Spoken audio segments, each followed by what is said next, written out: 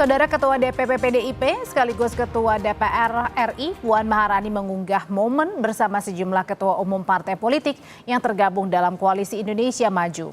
Puan mengunggah beberapa cuplikan momen yang disatukan dalam sebuah video di akun Instagramnya @puanmaharani. Momen yang diunggah dalam cuplikan pertama saat Puan bersama dengan Presiden Prabowo, lalu kemudian bersama dengan Ketua Umum Partai Golkar Bahlil Lahadalia, mantan Ketua Umum Partai Golkar Erlangga Hartarto, kemudian ada juga Ketua Umum PKB Muhaimin Iskandar, Ketua Umum Partai Nasdem Surya Paloh, Ketua Partai Demokrat AHY, dan PLT Ketua Umum P3 Mardiono. Dalam cuplikan video, Puan Maharani juga berbicara terkait dengan Indonesia bukan untuk satu orang atau satu golongan. Satu buat semua buat satu. Kita berbeda pandangan politik. Sekjen Partai Gerindra Ahmad Muzani menyebut unggahan video Puan Maharani bersama Prabowo Subianto dan Ketua Umum Partai Koalisi Indonesia Maju sebagai isyarat yang baik. Muzani menilai jika semua partai politik bersatu, maka konsolidasi akan semakin solid. Nah, ya isyarat yang baik gitu. Ini awal tahun isyaratnya bagus, kondisinya bagus, mudah-mudahan bangsa Indonesia makin kondusif, makin akur, makin bersatu, begitu.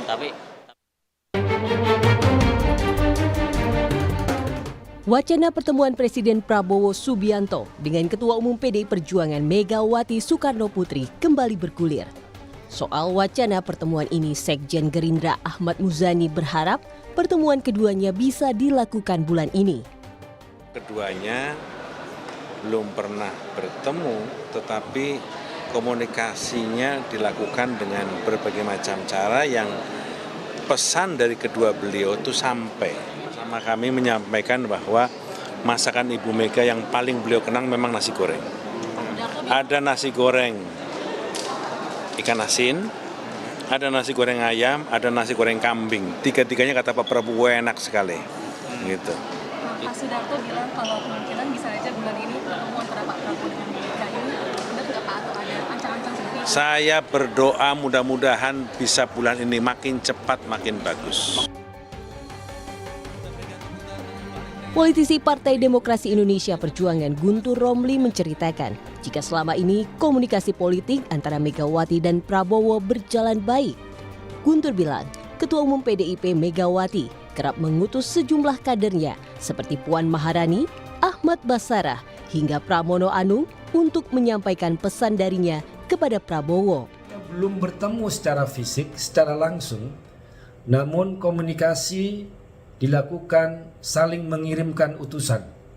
Kalau dari partai kami, dari PDI Perjuangan, senior-senior kami yang sering diminta untuk menjadi utusan, diantaranya Mbak Puan Maharani, Bapak Oli Dodo Kambe, Mas Pramono Anung, Mas Pram, dan juga Mas Ahmad Basarah.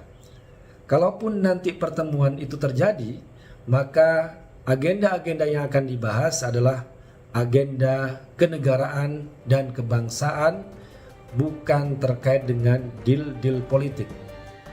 Soal pertemuan Prabowo Megawati, Direktur Eksekutif Indikator Politik Burhanuddin Mutahdi menilai ada peran kunci Puan Maharani yang disebutnya sebagai salah satu inisiator pertemuan tersebut.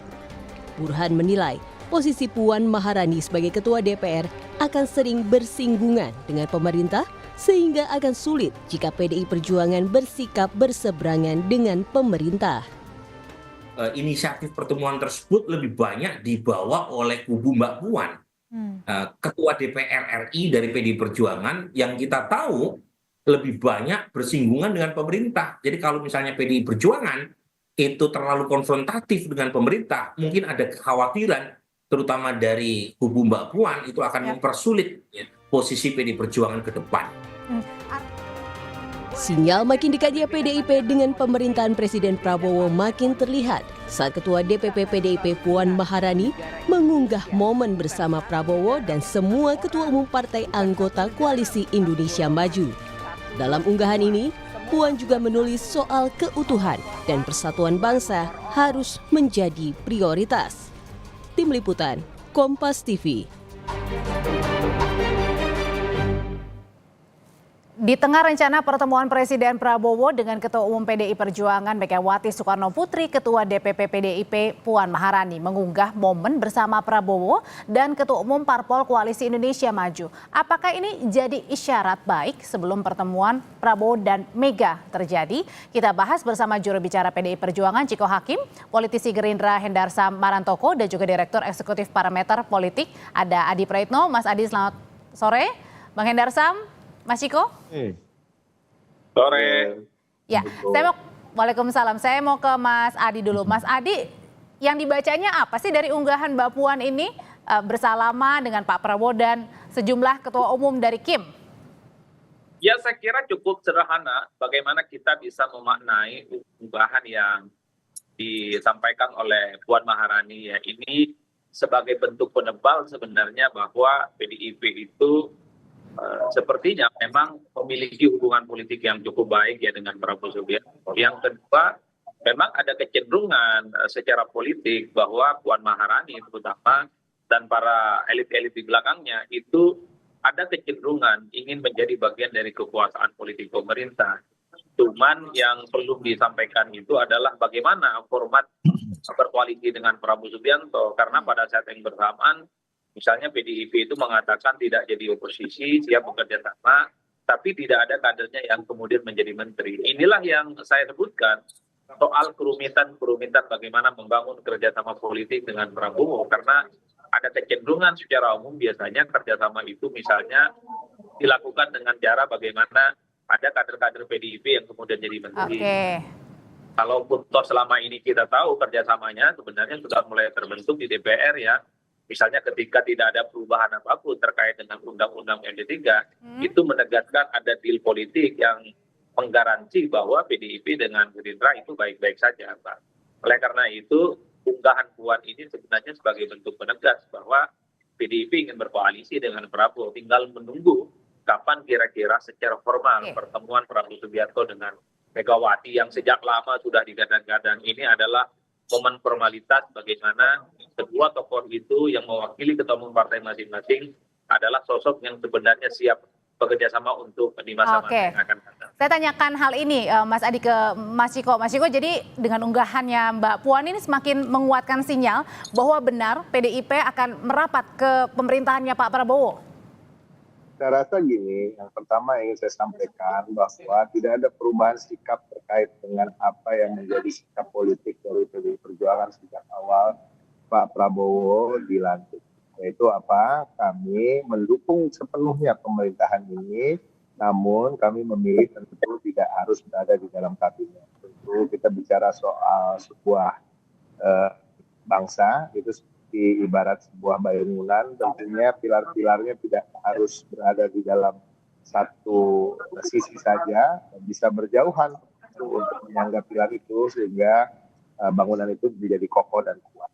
Pada prinsipnya PDI Perjuangan tadi saya juga ingin mengutip apa yang disampaikan oleh sahabat saya Adi Praitno. Ini adalah penebalan bahwa memang sikap kami tidak pernah ada perubahan. Dan yang paling pasti adalah kita melihat tentunya banyak sekali program-program Pak Prabowo yang pro rakyat yang perlu dikawal dan perlu dipastikan untuk bisa berjalan dan bisa tereksekusi dengan lancar. Kita bicara soal makan bergizi gratis yang masih ada permasalahan di sana sini. Namun tentu kalau kita memberikan dukungan penuh akan banyak sekali masukan-masukan atau hal-hal yang terkait dengan kelancaran dari program tersebut. Ini hanyalah salah satu, tapi masih banyak lagi program-program yang perlu dikawal. Dan selain dikawal, tentunya PDI Perjuangan juga akan bersikap kritis terhadap program-program atau kebijakan-kebijakan yang kami anggap ada kebijakan alternatif yang lebih baik. Dan kita akan memberikan masukan. Artinya siap mengawal, siap membantu. Kalau dari Bang Hendarsam sendiri, dari Gerindra melihatnya sebenarnya postingan dari Mbak Puan ini adalah PDIP yang lagi ngarep agar bisa terjadi pertemuan dengan Pak Prabowo dan kemudian masuk ke koalisi pemerintah Pak Prabowo. Atau jangan-jangan memang sudah deal nih keduanya. Kita akan bahas ya Bang, usai jeda berikut ini. Politisi senior PDI Perjuangan Sidarto Danusubroto membenarkan pesan yang ia berikan untuk Ketua Umum PDIP Megawati Soekarnoputri soal keinginan Presiden Prabowo bertemu Megawati. Dalam wawancara di program Rosi, Sidarto bilang keinginan Presiden Prabowo bertemu Mega disampaikan oleh salah satu orang dekat Prabowo. Karena ada satu pesan yang orang dekatnya Pak Prabowo, saya tidak mau mention ya, orang dekatnya, tadi Bang Rosi kenal juga saya kira, bahwa Pak Prabowo, Presiden Prabowo ingin bertemu dengan Mbak Mega. Itu saya sampaikan pada saat saya duduk di belakangnya Mbak Mega. Saat 10 tahun, 10 Januari ya, ulang tahun PDI. Dari bahasa yang saya tangkap, lebih cepat, lebih baik. Lebih cepat, Lebih baik. lebih baik. Bang Hendarsam, nyambung pertanyaan saya sebelumnya. Kalau tadi Pak Sidarto bilang Pak Prabowo yang pengen ketemu Bu Mega. Tapi kalau dari unggahan Mbak Puan sendiri sebenarnya apa jangan-jangan PDIP nih yang juga ngarep ingin bertemu ke Pak Prabowo? Masih di mute, Bang? Silakan Bang Hendarsam. Masih di mute Bang Hendarsam. Sorry. Oke. Udah? Ya, udah silakan Bang. Ya oke. Jadi kan tinggal dilihat timelinenya saja. Tapi kan yang harus kita capture kan bukan itunya, tapi spirit dan semangat untuk pertemuan tersebut ya. Bahwa kalau pertama dari awal pada saat setelah Pilpres dilakukan dan Pak Prabowo dinyatakan sebagai pemenang Pilpres, Pak Prabowo kan memang kalau nggak salah di bulan Oktober memang sudah ingin bertemu dengan Bu Mega, ya kan. Tapi dengan catatan kan bukan hanya dengan Bu Mega saja, dengan beberapa ketum parpol yang lain beliau akan melakukan pertemuan tersebut. Jadi ini memang merupakan hal yang lazim dilakukan oleh Pak Prabowo, bukan hanya kepada teman-teman di ketum parpol saja ya, yang di level grade A, tapi juga ada ini bawah-bawah, itu beliau biasa untuk melakukan hal tersebut. Tapi kalau sekarang masih pengen bertemu atau ya udah kalau nggak ketemu nggak apa-apa dengan Bu Mega? Ya enggak juga, kan pasti pengen ketemu lah. Kan sudah confirm bahwa beliau menganggap bahwa saat ini momen yang cukup tepat untuk melakukan pertemuan dibanding yang kemarin ya mungkin kan. Karena kemarin tensinya mungkin residu-residu daripada pasca Pilpres masih ada. Ya tentunya kan belum lagi ada masalah di MK juga. Belum lagi ada beberapa dispute tentang masalah hukum juga yang dipersoalkan tentunya oleh tim-tim dari Ganjar Mahfud. Ya kan itu kan kita harus hormati juga tentang masalah itu. Jadi ketika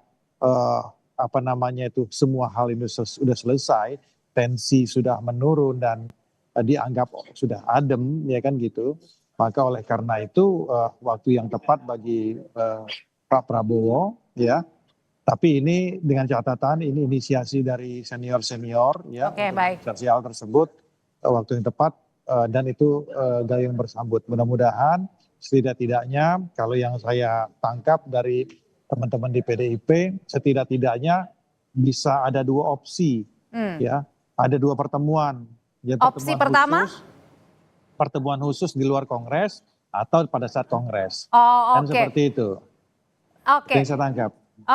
Mas Adi sebenarnya kalau misalnya tadi berarti ada dua opsi ya. Saya mau ke Mas Ciko, kalau dari dua opsi tadi yang pada saat sebelum Kongres sama pada saat Kongres, ini kemungkinan yang mana nih yang terjadi ya Mas Ciko?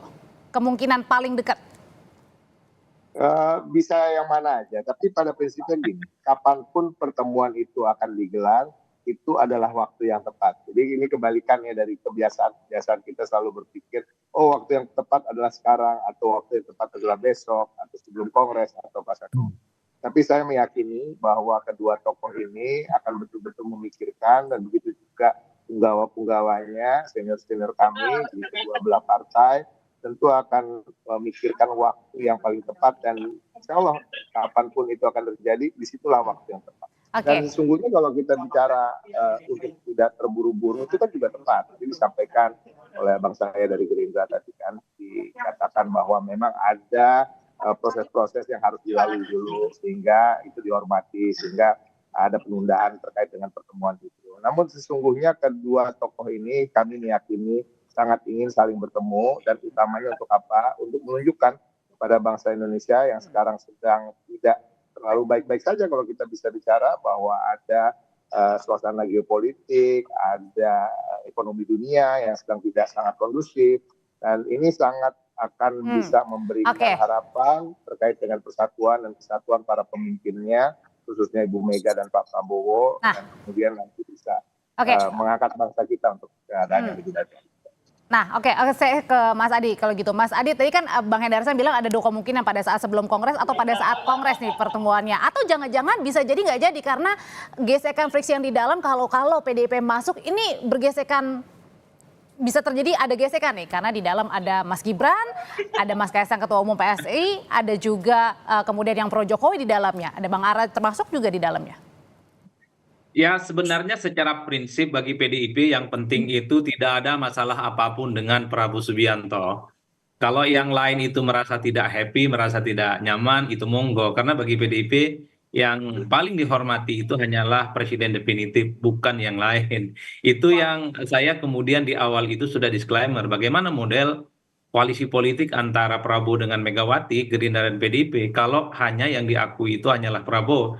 Coba saya bisa membayangkan sedikit ya, kalau betul bahwa yang dihormati dalam koalisi ini hanyalah Prabowo, jadi ini semacam koalisi sebelah mata, karena Gibran itu dianggap bukan bagian dari koalisi pemerintah jadinya oleh PDIP.